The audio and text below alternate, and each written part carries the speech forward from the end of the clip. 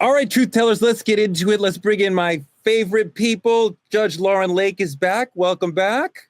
Thank you. Dimitri Wiley is in the house, unfortunately. Unfortunately, unfortunately, it's crazy. So glad you're here. We love you. Crazy. Unfortunately, it's crazy, but it's a pleasure to be here. And the queen of truth talks, Dr. Cheyenne Bryant. Welcome, my sister. Thanks for having me. Actually, thanks for being a guest in my house, Torre. Anyways, what's up, truth tellers? It's your favorite doc, Dr. Cheyenne Bryant. I am here to cover some topics today. Y'all listen, y'all been going off in the chat. Been loving it. Been seeing that go, Doc. Been seeing y'all say, Doc, what you're talking about. Either way, I don't care. But I do want your engagement. So get ready for us to set this thing on fire today, truth tellers. We want to hear y'all in the chat. Talk to us. I saw Ariva on Instagram stick it up for me, agreeing. I was appreciating that. Parents got to stick together, Ariva. Yeah, I don't know what your gentle ass is talking about. Gentle parenting breeds gentle kids and obviously gentle parents as well. What is our topic today? What is our topic? We're gonna actually talk about two of the best raised children in the country. Trending truths: Malia Obama has changed her name so she can have more, she says, autonomy. Unlike Trump's kids who revel in nepotism and want his power to shine on them, the Obama girls are taking the high road, working in art, and Malia is saying she wants to just be known as Malia. Do you think she's missing out on some legacy benefits? Should she be maximizing the opportunities that the Obama name would give her the way the Trump kids are, but like with dignity? Dimitri, what do you think about Malia's choice here? I can say I want to respect it. I really do. But to keep it honest with you, if I had a name like Obama, that's my last name, I would use it on every resume, every studio session, every scholarship, every job interview, everything. I'm using it to walk through every single door that's been locked for people that look just like me. Every last one of them. Like, you know how many times I had to be twice as good with like half the chance of actually getting what I was reaching for? You know what I'm saying? Like, to me, you best believe I'm using it. And the thing about it is, it's not to cheat. It's not the idea that I'm using it to cheat, but it's simply to even the playing field. Like, we talk in the Black community all the time about building legacy and breaking generational curses and XYZ. And now that's just something she want to give away. Her parents did that for her, and now it's just something you're gonna give it away. Like, you finally get a seat at the table, but you like, hey, since this makes everybody else uncomfortable, I'm gonna go eat in the other room. I really don't get it. It could never be me. I'm gonna be honest with you. Because the moment they put it in my face, I'm walking through the door and I'm bringing everybody with me. That's me personally. Well, Lauren, I understand what the young brother's saying. It's hard enough for us to get into any game that we should use whatever advantages we have. And if our parents have gone out into the world and done things that make our name ring out positively, then we have a right to use that. And people do that in every culture. The thing for me with this story is Malia cannot erase Obama from her name. She may have literally done that, but everybody knows who she is. Every time she shows up in every room, everybody knows Barack and Michelle are her parents. So even if the name Obama isn't on her page, her letter, her phone call, her email, because she doesn't ever need a resume, ever. She just calls and says, this is Malia, I would like a meeting. And it's going to happen. So, I mean, what she's trying to do, you can't really do, Lauren. Right. And so as I thought about this subject, I actually said to myself, I can't wait to hear what my good sis, Dr. Bryant, says, because there has to be something else going on here. Maybe emotionally, maybe her feeling about what comes with the name that maybe I don't feel like dealing with all the time, right? Mm-hmm. To Dimitri's point, I think there is a legacy behind it that could work in her favor. And I mean, I agree with you in many respects. You know, I grew up in Detroit. As I've said, both of my parents were college educators. I ended up working in the legal field as an attorney and then also in entertainment. They didn't do either of that. So I'm literally putting this together stick by stick on my own for the last 40 years. I would love it if I had a parent that could help walk me into certain rooms. However, there is probably a level of baggage that we don't understand because we didn't have it, right? That they may carry, and I'd also like to say that it may be that she is excluded from rooms and she's excluded from places because of people who don't care for her parents.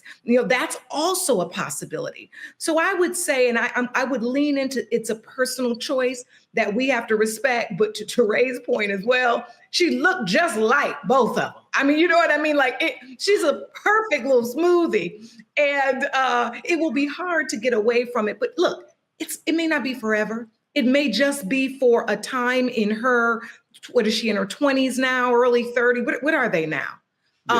Yeah. It may just be for a time for her to feel like she can express herself. Or last point, be a part of projects that maybe her name being associated with, maybe she doesn't want. What if she wanted to create content that was extremely provocative, or if it was sexual, explored sexual topics, and maybe she doesn't want to include her father's name in that, just to have him be separate. I am just making up things. Sure. But those are thoughts that have come to my head as I thought about why a young woman would want to, in many cases, divorce herself from a name. And it's just the name. It's not her family. It's just the name. Doc, what do you think? I mean, I think that what she's seeking is a sense of normalcy. And I think that's okay. She grew up and they were raised in the White House as the first Black family to be in administration as a president. And listen, I am nowhere near in the celebrity status as the Obamas. Okay, I'm just little old Dr. B who was entered into this celebrity space. And I know for sure that my brother and my mother and even my best friends, they are at the point, and it's only been, a short amount of time, where when we go out places and people want pictures, or we're at a concert and people are at the restroom and standing in front, and they're absolutely nice. And they're telling me they love my work and they're so kind and they're fans of mine, that they are already going, we need a sense of normalcy, Doc, or we need security. We've been in line to purchase drinks or food, and fans came over and said, I love your work. Let me buy you guys a drink. It is a beautiful gesture. But everyone I'm connected to is directly impacted and affected by my work, my brand, my celebrityness now, and me doing what I do. So tying it to Malia, I just feel like if baby girl wants to have her own identity, that is perfectly fine. If she wants to feel a sense of normalcy, so like Judge Lauren said, when she goes places that Obama doesn't either inflame or deflame things for her, I think she has a right. And I respect her decision to say, listen, love what you've done for me. Doesn't mean I still won't name drop when need be in the room to say, you know who my daddy is, you know who my mother is. But as a young Black woman, she has every right to say, I want to make my own path. I want to make my own way. And I don't want to have to say that everything I'm building is only built because of the name Obama. I think there's something special about saying, as a young woman and Black woman, that I'm building this thing brick by brick. And I know that I have support. And I know that I have a family I can stand on. Yeah. But it's okay to do that. And I think the normalcy piece is what they're really seeking. And I'll land on this, because those girls went through a lot when he was in office. They're still going through a lot. And it's not just the positive stuff, rhetoric that they're getting. They got a lot of backlash by being the first Black president of the United States of America's kids. These are not normal kids with the normal last name at all. I think she deserves the right to have that normalcy. No, I get it. You can't not be yourself. You can't not be Malia Obama. We all know who you are. She's a filmmaker. She walks in the room. They all know who she is. People want to work with her, partly because she seems very smart and very poised and very capable and very talented. And we should want to help a young person who seems all those things. But also, nobody will ever forget. I mean, these two people, her and her sister, were really part of the Obama legacy, and they were on stage with them, and we watched them grow up. And there's so many people, especially in the world of independent film or Hollywood, who love the Obamas. And the name is going to give her a shot in any project she wants to be a part of, whether or not it's actually on the page or not. But I appreciate the desire to want to have some sense of individuality, right? Yeah. I think that's just like, let me be me. But your father and your mother will always be, at least invisibly, lifting you up. Of course. And that's okay. You got folks whose parents aren't the Obamas, who, Judge Lauren Lake's father, rest in peace, my father, rest in peace. We're standing on their shoulders. They're always lifting us. I know if I told my father I want to divorce this last name, he'd be turning, flipping, and rise from that grave, because he's big on the Bryant last name. And so I personally couldn't do it. My dad would be disappointed, but kudos to Malia and the Obama family for allowing their daughter to have her own discovery stage and go into her own self-discovery mode. You make a good point, because, when I went to college, I started going by one name, and my parents never flipped. My father never flipped. He was like, I completely understand, fuck that slave name that we don't know where it's from. And we gave you an African name that is so unique that you can roll with that. And the whole thing was like, this is what you chose to give me. This other thing, we don't know where it's from. I found out later in life, the person that I was told is my grandfather was not my grandfather. It's this other person who you never got to meet is actually your grandfather. So the literal line is broken.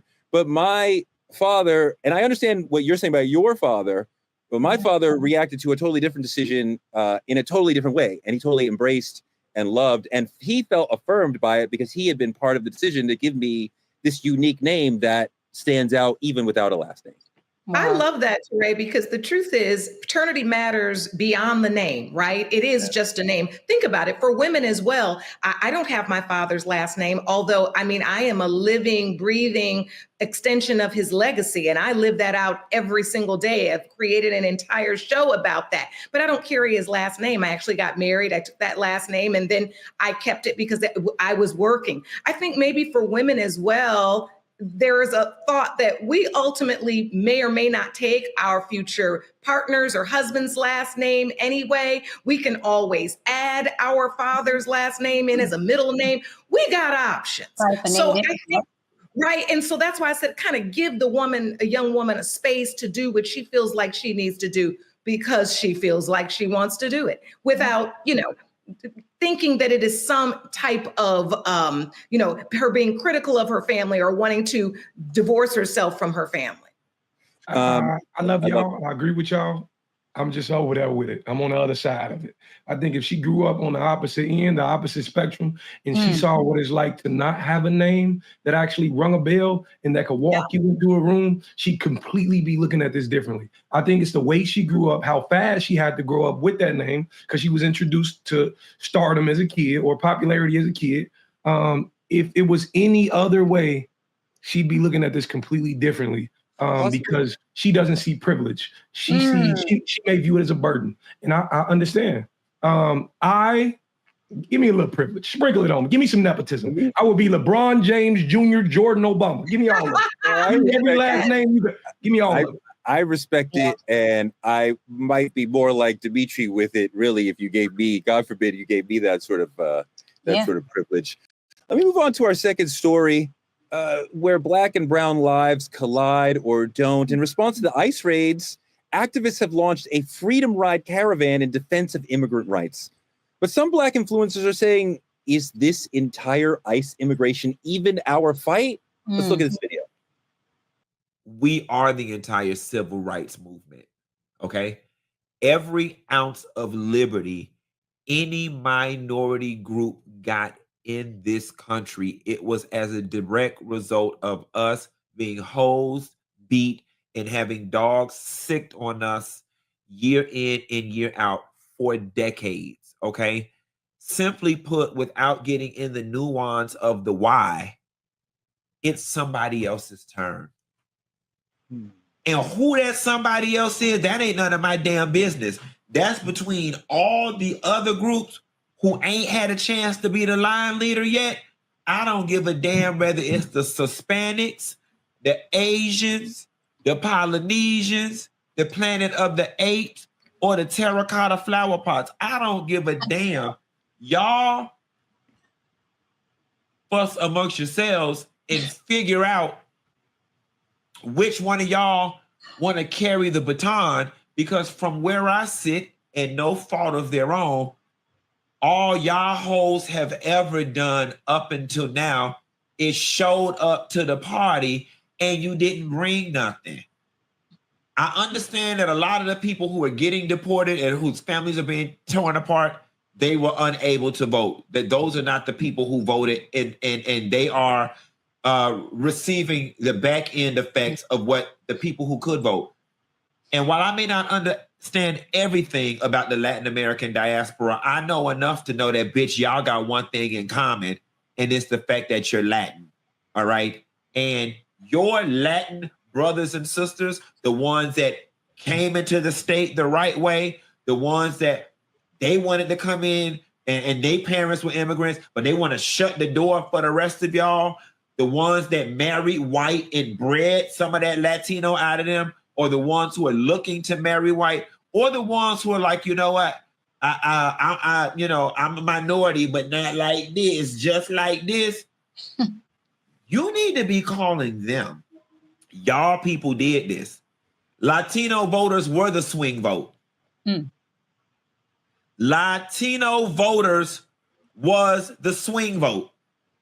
Doc, he makes an excellent point, and there's a lot of Black people since the election and through the months since then who have felt the same way about, like, we have fought for this country so many times and we're tired and we don't want to do it anymore, and somebody else do it. A lot of people keep saying this. What do you think about this in regards to the ICE, just this ICE specific situation where, you know, we have Black people saying maybe we shouldn't because it's not our fight? What do you think about that? Well, as a Black and a Latina, let me be specific, Mexican, Hispanic woman, they said, you know, y'all are next, in reference to Black people being next. And I yelled back at the Juneteenth event over the weekend, we were first. And everybody Black got to applauding and said, yeah. Why do I say that?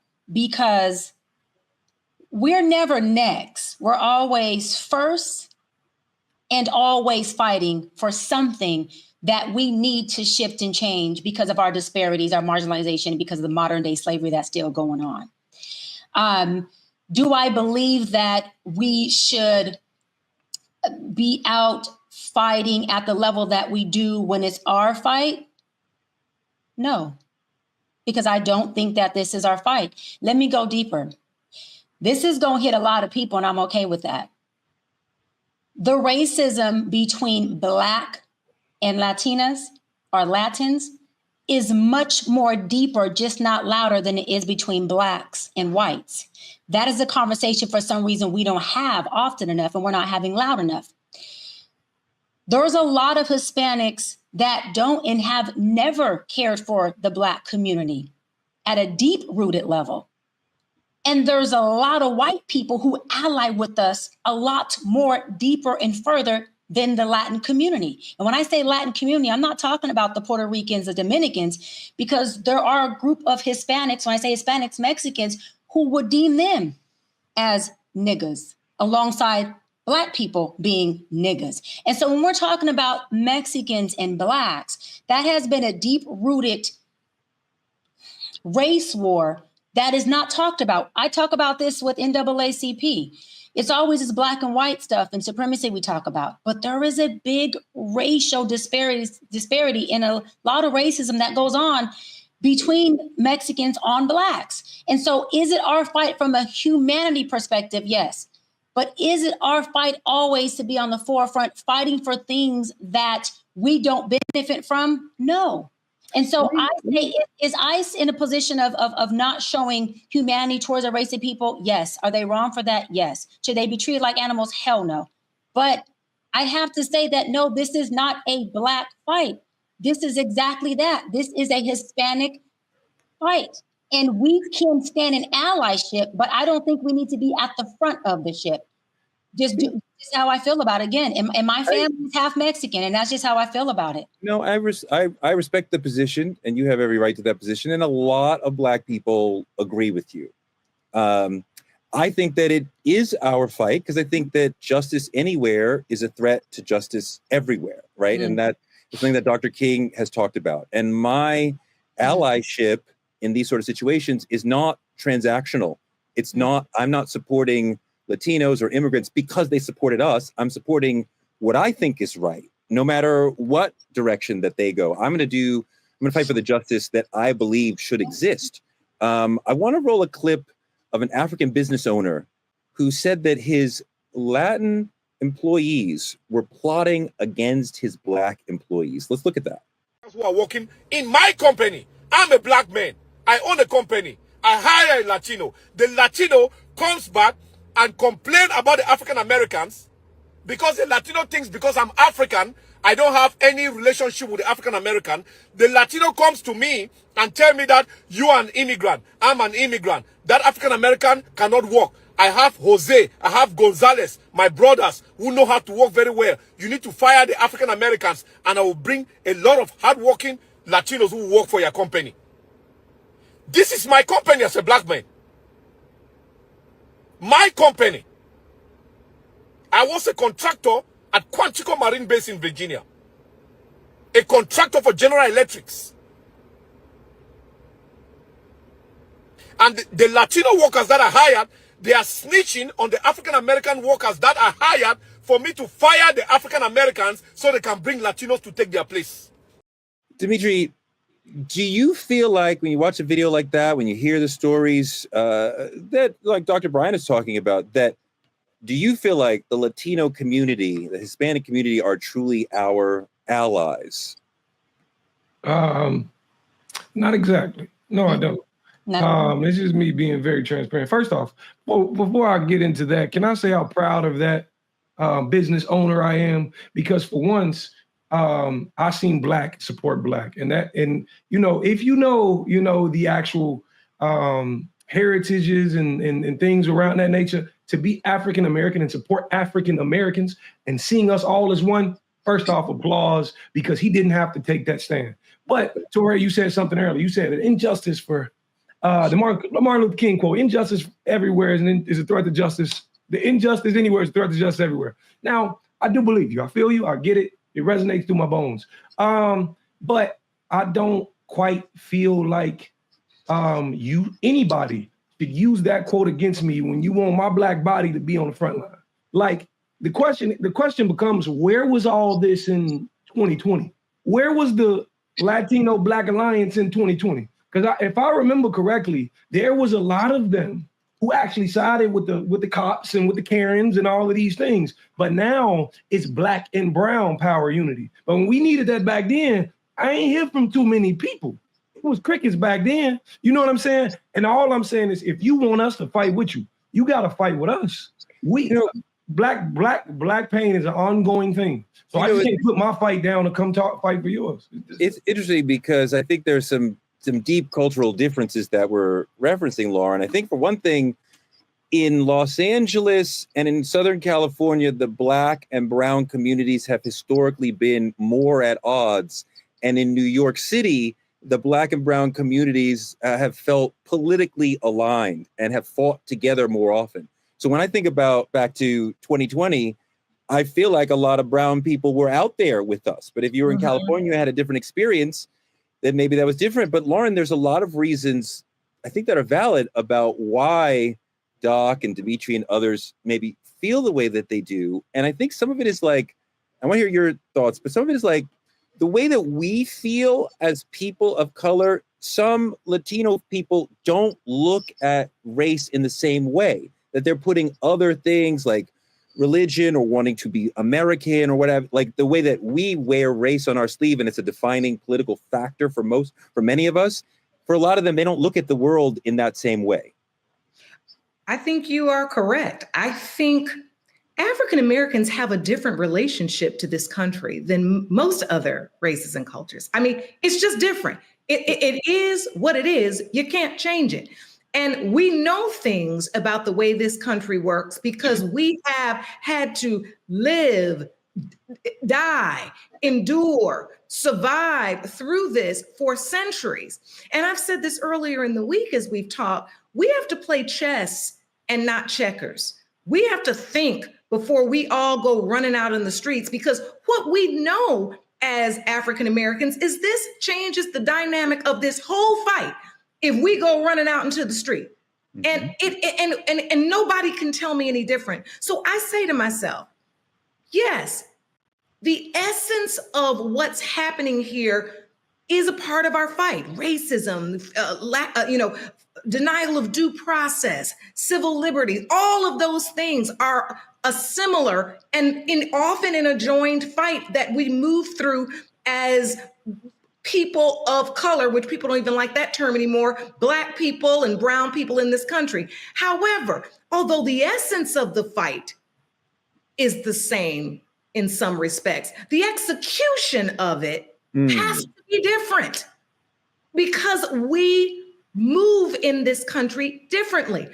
If we got out right now, if tomorrow we left our homes and ran out into these streets, similar to how we did during the Black Lives Matter movement and all of those things, this would immediately take on in a completely different political landscape, this entire fight. And I will even I'll step a little further, and people may disagree, but I believe it. If we get out into the streets and march and allow them, to create the civil unrest, which allows them to then say, we're out of hand as protesters, we got to lock us up, we gotta get the pellet guns out constantly and do all of the things to us, it changes the issue. I think right now, there are other ways that Black people who are believing that they are a part of this fight and this fight is there can help and aid in this fight. And I don't think it's necessarily to do what other people think we should do. It's for us to understand that we have a different understanding of the way this country works. And it's also to remind people that we did align ourselves with all people of color in those voting booths. We did. And we told everybody, this is how we don't get here, is we vote like this. But many people didn't want that form of allyship. So you don't want to align with me when we can do it safely from the voting box and all return home to our families. And yet now we yell and scream and we've got to align so that we all go on the street when we know it's our sons, our fathers, and our brothers that's going to prison and that's dying. That's the history of America that is real. It hasn't changed. Doc, it does feel like a politically self-inflicted wound in that so many of our Latino brothers and sisters, Latina sisters, voted Republican, and now this community has a massive political problem. Listen, again, as a Black and Latino woman who fights as president of NAACP for Black and brown rights, and I stand on a mountaintop and I do it, I'm allowed to use my platform to do it. I truly believe that the Hispanics voted heavily for Trump because they dislike Black folks, especially Black women, so much that they rather vote for a racist white man or even possibly a dog than vote for a Black person. And if that ends up being something that people get upset with, I'm okay with that because I'm here not to be liked, but to speak the truth. I have been in a family split with Mexican Hispanics and Blacks. Black people have never had a problem with Mexicans, have never had a problem with the Hispanic Latin community. Our problem has been with the white folks. We know that. We talk about it all the time. We've never had a problem with them. Mexicans have always, and again, I'm Hispanic. I love my brown people. I'm on the West Coast. I'm in LA. They've always had an issue with us. We are always fighting for policies and legislations, including DEI, that work and serve everybody else. And then we are the last people in line that they shut the door on and say, Torre, there was 2,000 spots for this. And all of the other colored people got them. And now that you're 2001, I'm sorry, brother, that you fought so hard for this and you were on the front line, but you and your family don't get this aid today. Figure it out. That's where I have a heartbreak and a problem at, because we fight and ally with everybody and we get policy passed because we are them people who march and protest. We're inside as NAACP. We're outside as other organizations. And we do align and we do connect with each other and we get shit done. Just for us to get to the front door and for them to say, sorry, y'all, all the other color folks have taken up what y'all have fought for. I'm gonna wrap on this. This is why I fight so much, not for DEI, but Black inclusion and Black inclusivity. This is why I fight so hard for. I don't want to hear about a minority bill. I want to hear that this is a bill for Black people. I don't want to hear about a hate crime bill that's been passed just for an Asian community, just for an LGBTQ plus community. Yes, those are hate crimes too. I want to hear that there's a hate bill that's passed for Black people, that when you say things to us like the N-word or other things, that it affects us psychologically, that there is trauma that we have to deal with. I want Black and not African-American, because I'm a fucking American. I want Black on the front of policy, on the front of bills, on the front of legislation. I want it to be loud like that, loud. So yeah, I'm passionate about it because I am both. And I see it happen all too much, that the Mexicans would rather vote for a white racist man, and sometimes even probably a dog, than vote for a Black or woman who they knew would have helped both Black and brown people, both. I think that the one thing that sticks out to me is that if they succeed with them, we are next. So if we don't fight them, Trump, on this stage, then the next stage will be us. When are we off the stage? Right? We were first, second, third. When are we off the stage? Okay. Well, no, I mean, I appreciate the point, and I think that's correct, but I feel it as a habit of fighting for justice, and that we are constantly going to be out in the streets, in the politics, whatever, fighting for justice. And as a Black person, I expect that as a habit. And I understand the notion that you're bringing up, that so many people feel, but we are tired. Let somebody else do it. I'm just used to us doing it, so I feel like we are leaders in this country.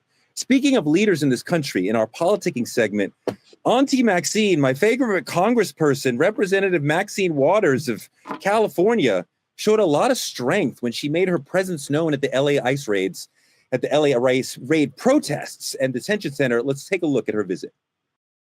You want to say? No, I want you to, hello. Congresswoman Waters, I just came to use my congressional authority to check on baby. We have our lobby securely now to all visitors.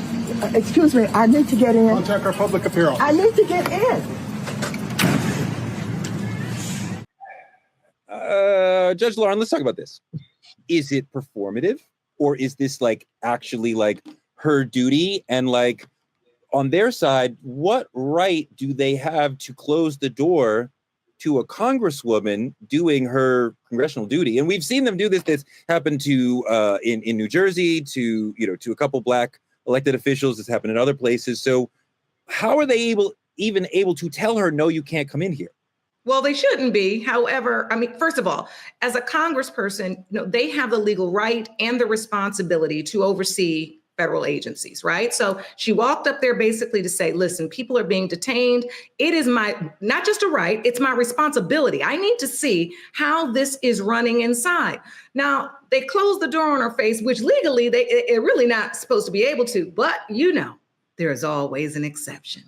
And one of the exceptions is always in the interest of safety. I think in this instance, they cited that there were like 1,000 protesters or something outside, and there was a climate that wasn't conducive. And if she gave them a little notice, legally, she really doesn't have to give them notice. But under this exception of if there's, public safety issues, they can ask that she make an appointment. What we really see happening, and, I was thinking to myself, as we've been talking this week, Lauren, you got to stop saying they out here just doing anything they want to do. And this is me talking to myself. Yeah. But the truth is they really are. It's like, I want to align this somehow legally and put this in a nice little Tiffany box for everybody and tie that white bow neat. But you can't. These fools out here doing anything they want to do. I mean, Lauren, as a person who's dedicated her life to the law, to see the administration repeatedly ignoring the courts has got to be dismaying to you. No, it's when I tell you all the conversations that I have with my girlfriends, the legal community, even male, lawyers that I know, we're all just kind of like, ain't this something? Ain't this something? I mean, this law school we've been going to and law school loans, the majority of us still paying off and everything else. And you watch this system walk in and basically crush everything we learned to be the process. And it's real. It's happening in front of our faces. What's the kids say? They play in your face. That's what we feel like, right? And we're sitting here now trying to figure out, as you asked so beautifully the other day, Trey, well, when is it going to be enough? Like, and how do we get to that point? And again, to my point that I keep saying, what's the chess game here? Because if we just roll out into them streets, we're going to give them a reason to start shooting and dragging us in. Now we're preoccupied trying to get our nephew, our cousin, our brother, and everybody out of jail, and we ain't in on the fight. So I'm going to tell you this with all sincerity. We're in some uncharted waters right now, where people are really in, and I'm big on this because, look, I make a living talking. And yet I do feel like sometimes it's just too many people running their mouth, right? When we need to be in some quiet rooms, we need some think tanks. We need to get somewhere quiet in the basements of some churches and figure some things out. And everything don't have to be, publicized. Our ancestors worked in silence. It was called the Underground Railroad for a reason. We knew the power of a covert operation versus an overt operation. And I think to get ourselves out of that, we're going to have to do a little of that. Dimitri, the sister makes a fantastic point that there are other people who perhaps could join the fight. And I understand the value of Auntie Maxine in this moment. She is one of the most famous Congress people there is. So when she shows up, she brings cameras with her. News media says, let's run that footage. Footage of Maxine getting the door shut in her face is very dramatic. CNN, everybody's going to run that. A younger congressperson may not be able to bring the cameras and galvanize the community. It may not hurt people as much. We've seen Maxine fighting for us for years and decades. So when she gets rejected this way, it viscerally hurts. Somebody who we have a younger relationship with isn't the same. But at the same point, we would like to see the younger generation step up and the newer elected officials step up. And we've seen Jasmine Crockett, who we love, and Cory Booker and AOC and Hakeem Jeffries, my congressman. But we need more. Where's the rest of your generation? First off, I'm finna go look for him. I'm gonna talk to him for you. I promise I'm finna go look for him. But there's a couple things I want to address in this as we look at this video. First off, y'all doing my TT Waters like this is insane. I'm talking about absurd. Like, this woman ain't been out here holding it down since as long as we've been alive. I'm talking about you too, Torre. You know what I'm saying? She got time in the game. She done fought Reagan. She done fought Bush. She fighting Trump. She fought everybody. And now they acting like she ain't got the clearance. This is literally an elected representative of the people. Like, what are we talking about? Like, make it make sense. And half of these people in office with zero backbone, zero resume, get more access, more respect, more TV time, but they treating her, slamming the door in her face like she's a trespasser. Ain't nobody show no ID. Ain't nobody show no badges. Ain't nobody say this. They didn't explain the situation before they slammed the door in her face. I don't understand it. But my question is, the biggest question is, where is the rest of Congress with this? Why ain't they speaking up? What are young people at, like you said? What are progressives? Like, where are all these people who's supposed to be fighting for my TT? The fact that she was just disrespected. You know what I'm saying? If Maxine Waters don't get access, who in the system should have access? Like, I don't understand it, but you're right. You're right. It's time for some younger people to step in, but they should be more mad that someone of this stature is getting declined rather than, you know what I'm saying, rather than anything else. They should be mad at that first, and then we get mad at everything else. Is this performative or is this effective? Definitely performative. Definitely performative. I think we do need young leadership. Why? Because we need some folks that actually get pissed off. I think the career politicians, I think that they are tired.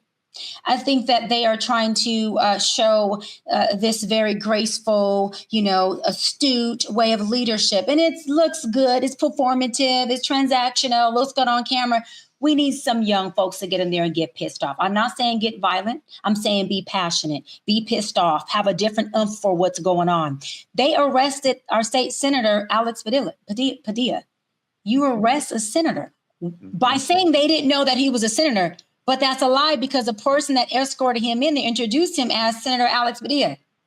I was with our Mayor Karen Bass yesterday, having conversation on strategy and how do we start to strategize with Los Angeles and so forth, and her lifting the curfew or not lifting and what that looks like. And she said it. She said, they're trying to create civil arrests. That's exactly what they're attempting to create. You're arresting a senator. You have threatened to arrest the mayor and the governor of this state. And she said very clearly, she said, I believe that he is attempting to see how much they can get away with in the second biggest state and city in the U.S., because the biggest Democratic state, California, if they can get away with it here, guess what?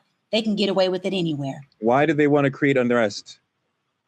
You know why? I brought it up to the mayor. I said, you think that they're pushing for martial law?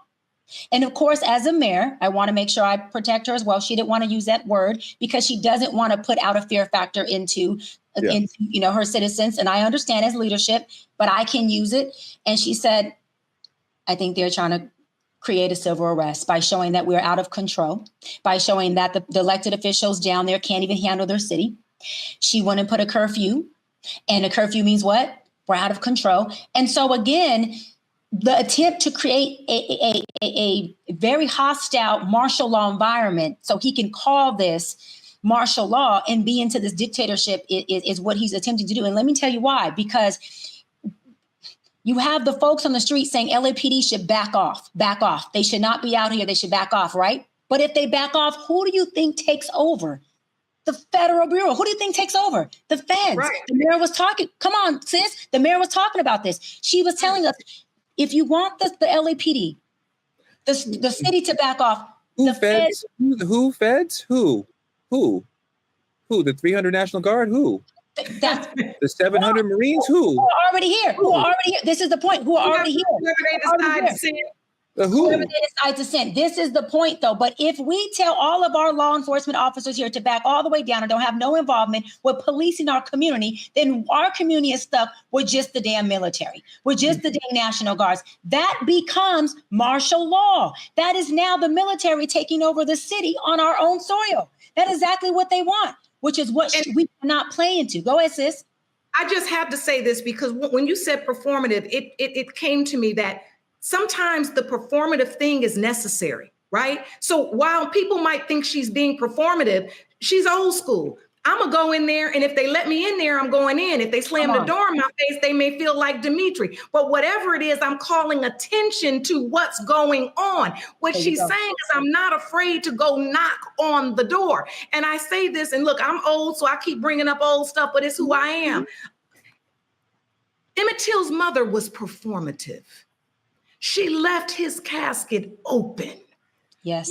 I could cry right now. I just got a chill that went down my back. Ain't no way in the world I want nobody to see my baby like that. Yep. But I do that for the greater good, to show people this is what happened to my son. Somebody has to have courage enough to know every Black person sitting at those Woolworth counters willing to get spit on and hit were performative. We were performing a nonviolent act so that we can shame people and let them see what in the world is going on and how wrong this is. And so, and as you can see, I'm a dramatic individual, so I don't knock a little performative. So for all the people who's saying Auntie Maxine just going up there being performant, shine on. Yep. Okay, my sister, somebody got to be willing to step in the light and catch the heat and get the door slammed on them. Yes. Just like our ancestors were willing to be the ones getting spit on and spat on, I should say, and clubbed and beaten. That is what we have to do to show what's going on. Lauren, that was really powerful and beautifully said. And you're absolutely right. So much of Black history has been performative for a revolutionary value, right? There's nothing performative on purpose. Performative on purpose, exactly. The world would not be the same if Sister Mamie had not made the decision that she made, that so many parents would have had a hard time making, but thank God she made it, and thank God Jet shot it, and thank God they published it, and that became a story that changed the civil rights movement. Yeah. Let's move on to our main topic, sane-washing. Everybody wants to talk about mental health until it's time to talk about their own stuff. Even Trump is throwing therapy words around like he's a victim. He is not. And Black people are out here trying to heal from the systems that he helped break. It's not healing. It's like sane washing. Like talking about how mental health is being hijacked to dodge the truth, to dodge accountability, to silence people. Let's go there today. Let's have that conversation, because nowadays it seems like everything is a trigger and people need more accountability. We have a whole trend called sane-washing, where people weaponize mental health language to avoid responsibility. And they use it, it's like therapy talk turned toxic. We got a video about this. Let's take a look at that video. How does it happen that a man who speaks the way he speaks, deranged sometimes, delusional sometimes, some of the things he posts on Truth Social, his website, you cannot repeat on American television. You wouldn't repeat the words in front of your children. That's who he is. How did we get here? How did the Republican Party get here? And I have to tell you, and I hesitate to say this, and I don't know whether Jonathan or Willie or Donnie would agree with me, but there's a false equivalency going on in the coverage of this race, in that Donald Trump can say whatever crazy things he wants to say about submarines and sharks and electric batteries, whatever he wants to say. And it's not really covered in the sense that it's covered describing who said it, why he said it, and who the man is, Trump, out of his mind. And always in that story, in the equivalency, the false equivalency by too many reporters and too many American newspapers, there's also, by the way, Kamala Harris changed her mind on fracking. They always throw in something like that in coverage of the story. It's ridiculous. We don't cover the man for how dangerous he is. Dimitri, my friend Mike Barnacle is absolutely right. We are doing a lot of sane washing, is that Trump or others say something crazy and then we explain it in a way that's not crazy because we put it through almost like a filter and say, no, I understand. No, but that's not what he said. Areva Martin on the show was talking about sane washing is making irrational people and their irrational ideas look normal. That is not good for society, Dimitri. Well, I want to start here. First off, if this is who we have to sane wash, why the fuck is he president? That's just me. No more F-bombs for me, I promise. But I'm not going to make this about Trump. I'm going to make this about the cover-up. I'm going to make this about what mental health is now turned into. I believe in therapy, really do. I've done it, still in it. And from where I'm from, that's a really big step, right? Because we taught to man up, don't cry, pray about it. Anything other than therapy. Therapy was viewed as this negative thing when I was coming up. But now, I think therapy is being used as a new language for manipulation.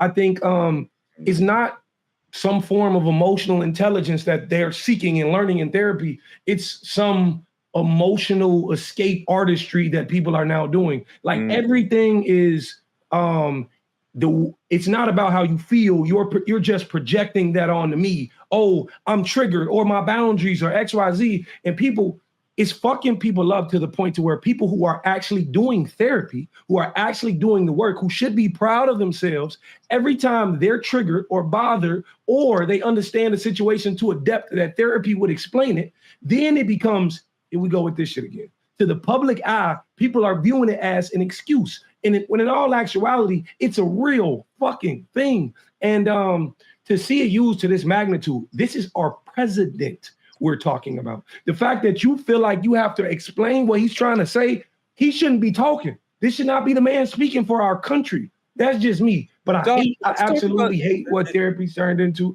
Well, the use of it, it's utterly disturbing. Doc, let's talk about sane washing from your perspective in the mental health field. It seems like many people are weaponizing things like boundaries and other popularized aspects of mental health to escape accountability and to push others, to silence other people. What do you think about that? Yeah, totally. Well, so there's two different sane washings on the corporate level and on the interpersonal level, right?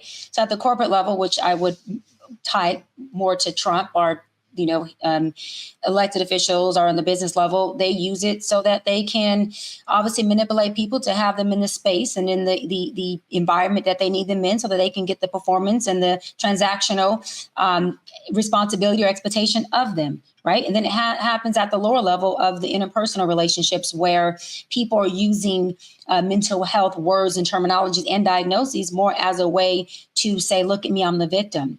And as me being the victim, I want to be able to pull you in to do these things that I need so you can help me because I'm the victim. I have this mental health diagnosis. I have these characteristics. I'm triggered. You are, crossing my boundaries per se. And they're starting to make things that are not toxic, that are really normal, and the normalcies and the intricacies of what's needed to process through relationships to get to the healthier side, they're making that so dysfunctional, so toxic that people are getting stuck within themselves and not able to move through the natural normalcy processes from the dysfunction to the healthiness of a relationship. So for me, that just becomes an issue again, when people are using mental health to work for their better good, by making themselves the victim, which in return gaslights the other person to say, hey, you're at fault. This is not what it looks like.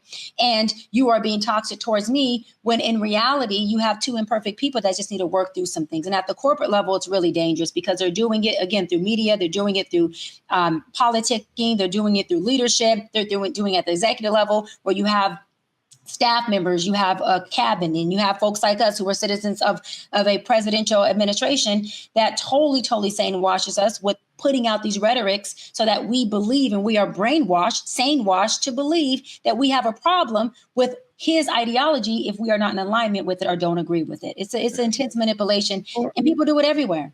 Lauren, I think there's some political gaslighting going on within this. Mike Barnacle referenced that as far as media is part of this, because Trump says crazy things and then media interprets it in a rational and reasonable way.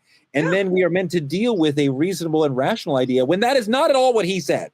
And when we go back to but pay attention to what he literally said. And they say things like, don't take him literally, just take him seriously. I'm like, what are you even talking about? What do you think? That mean?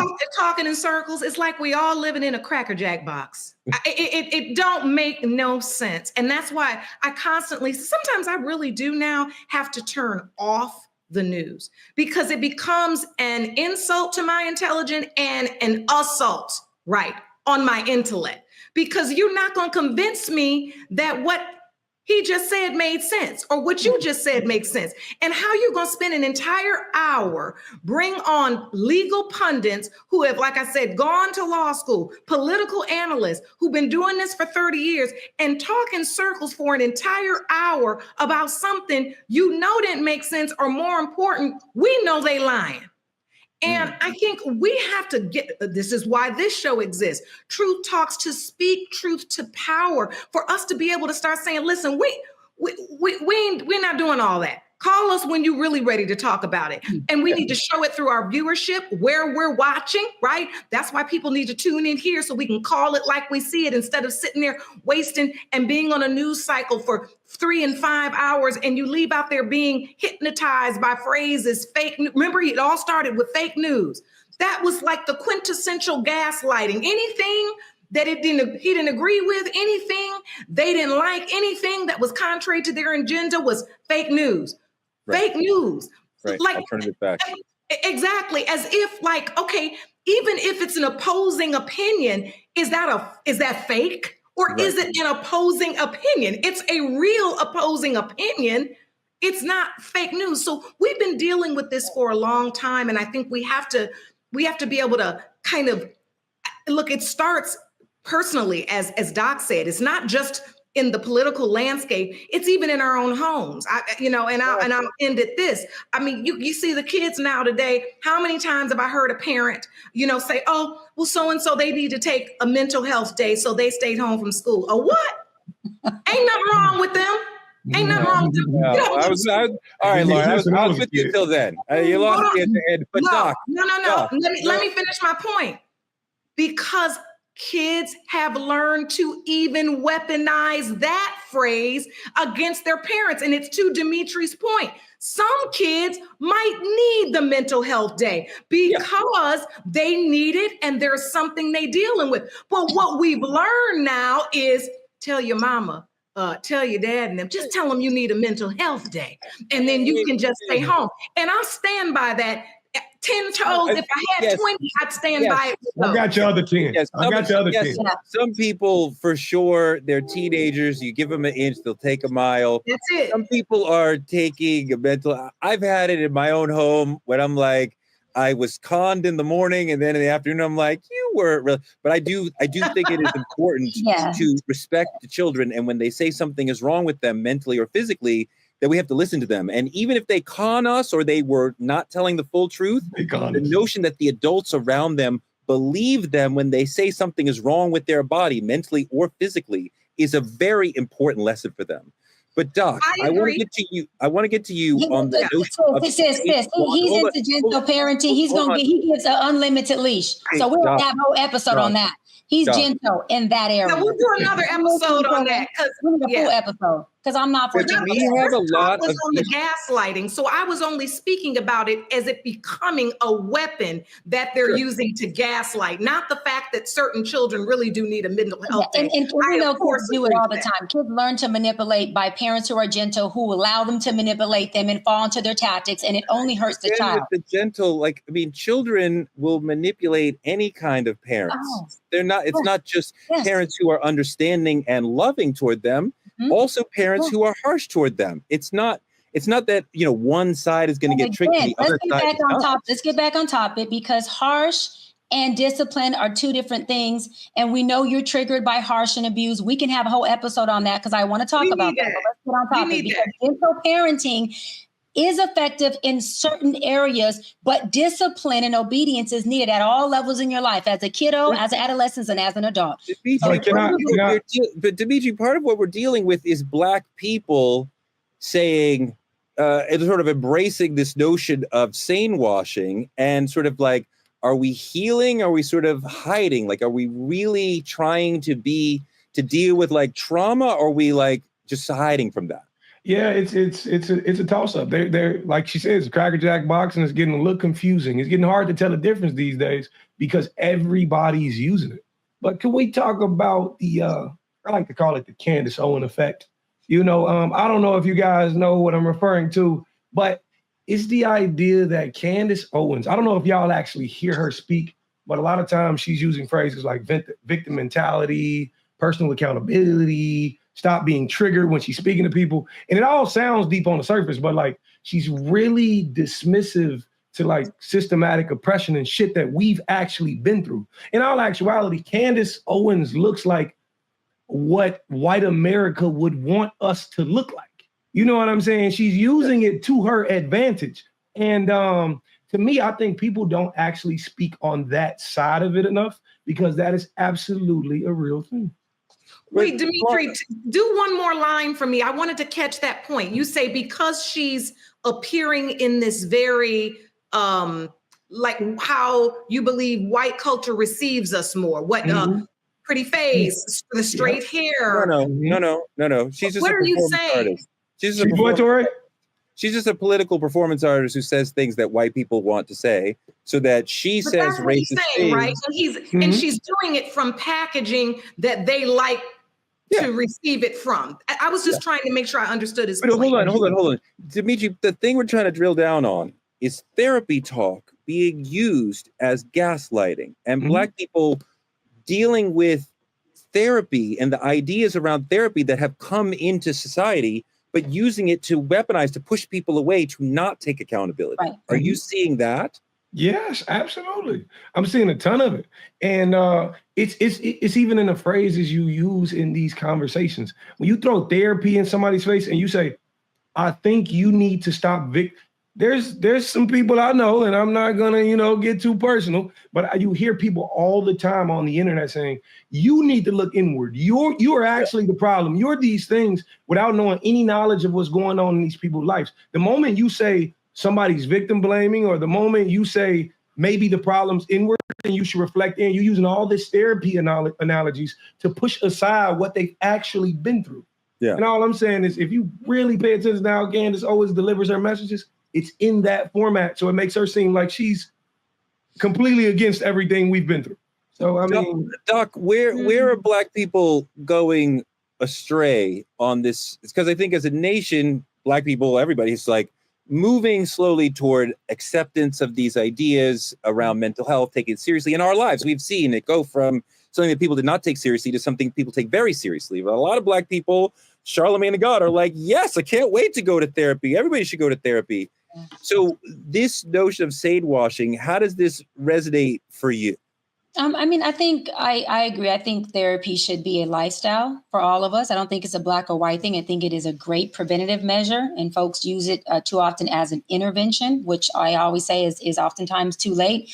But I see clients in session with me all the time, Torre, using therapeutic terms, clinical terms, to plead their case with me as the provider on the other side, saying, you know, this triggers me. This is how I felt. The reason why I responded like that and was abusive, whether it's emotional or stonewalling or physical, was because I was a victim in this area. Victim or not does not negate the fact that abuse is abuse, right? Yeah. Sure. Victim or not, or however you felt, does not negate the fact that you're responsible for the way you responded or you reacted. I have a saying where I always say feelings cause problems, emotions don't, because it is healthy to feel, which means you identify your emotions. I feel sad. I feel mad. I feel frustrated.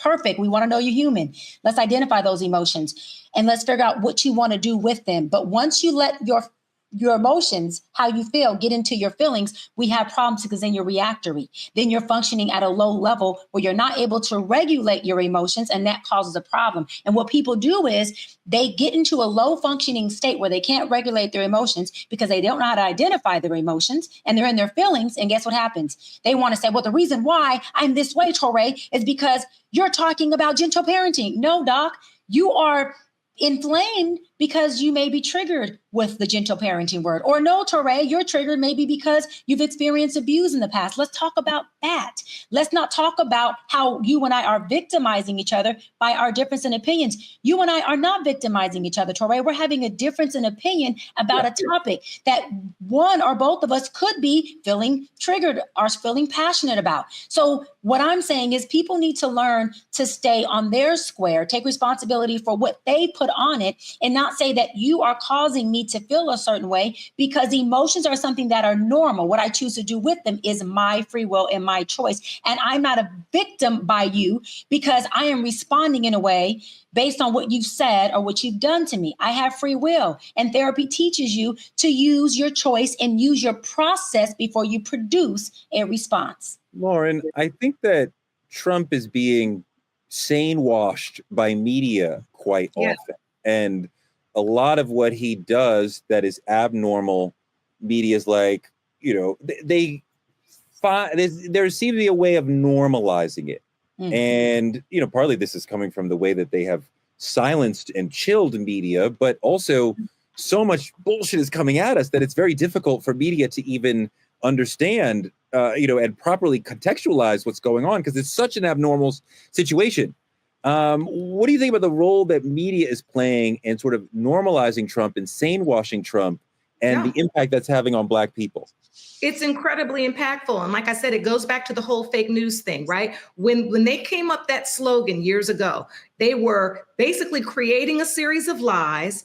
And then anytime someone called them out on their lies or cited something that was contrary or either disproved what they were saying, it was fake news. Anything coming from the other party was fake news. And it became this kind of, I call it, I guess I use the word okie doke because I'm old school, but it's gaslighting. That's really what it is, where you know what you heard was a lie. But when you say that's a lie, they say you're fake news. And the next thing you know, you sitting up there going, now I'm the one that's getting called fake, right? And you the one that's lying. And I don't think media really, in the interest of trying to make money, get ratings, right? I think we press you remember how the old school songs had the extended play? You know, the song. I do. I remember that. Radio version. Okay. I know. Okay. Y'all only do the short songs. But it used to be when it was the jam, honey, good old Earth, Wind and Fire, Stevie Wonder, we had the little short radio version. And then you could do extended play where that thing might have played for 12, 13 minutes. I think what media has done has pressed the extended play, right? Because our media cycle is 24 hours a day, we're now talking in circles all day. And it's the perfect breeding ground for gaslighting because media has become a circus of talking in circles to keep people engaged and showing the drama and the lies to draw people in. We're almost now a victim of the landscape we've created is now killing us, right? Yeah. Everything has to be shock value. Everything has to grab your attention. And so how many times throughout the day do we see them reinforce a bold-faced lie? Now, last point. The average person listening, are they deductively reasoning? No. Are they critically thinking? No, they're just hearing the same video, the same thoughts play over and over again, and people are internalizing those as truth. I'll leave it to Dr. B to tell us how that happens. I just know it is. Yeah. No, yeah, you're right. And there's Black politicians who are participating in this. Nate McCall, Byron Daniels, there's Byron.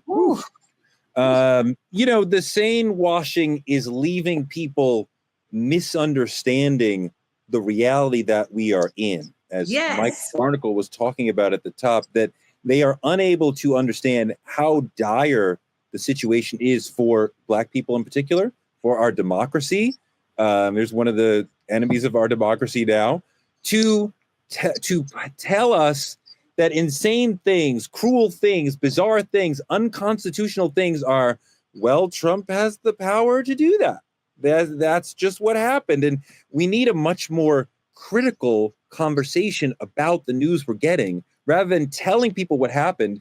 Tell them this is wrong. Tell them this should not be happening. Tell them this is extremely dangerous for the entire future of our democracy. Victoria, that's called programming, though. What you just described is programming. That is what cults do.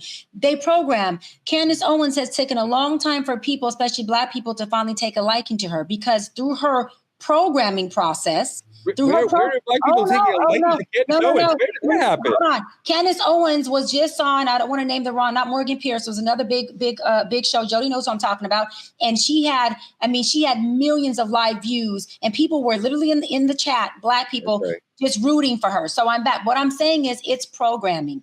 And what media is meant to do is program their viewers so that their viewers now have a message that's on autopilot. And that autopilot runs even when that media is no longer running. So that person innately becomes drawn to the same type of rhetoric or narrative or programming that media is manipulating them with. This is why you'll find that your algorithm on your phone or on your television tends to pick up on the same things that you've been watching, or you tend to gravitate towards people, circumstance, things, and TV shows or YouTube, whatever you watch, that you have already been watching. Or if you buy a car, you tend to see that same car on the road over and over again. When you leave a relationship, people tend to date the same vessel or similar experience. It's called programming. And what we have to do here at True Talks, and as Black folks who are in media, we have to reprogram our people and the people connected to us in proximity to us to understand our narrative, to be able to be on autopilot about the things that represent who we are and the things that work for our community. Because folks like Candace Owens may not be liked by many of us on here,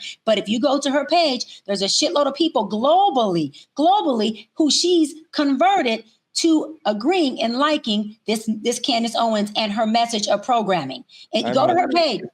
I must be confused about which Candace Owens she's talking about. Dimitri? I just want to make this clear because I don't want to leave anybody confused or room to understand what we're hitting on.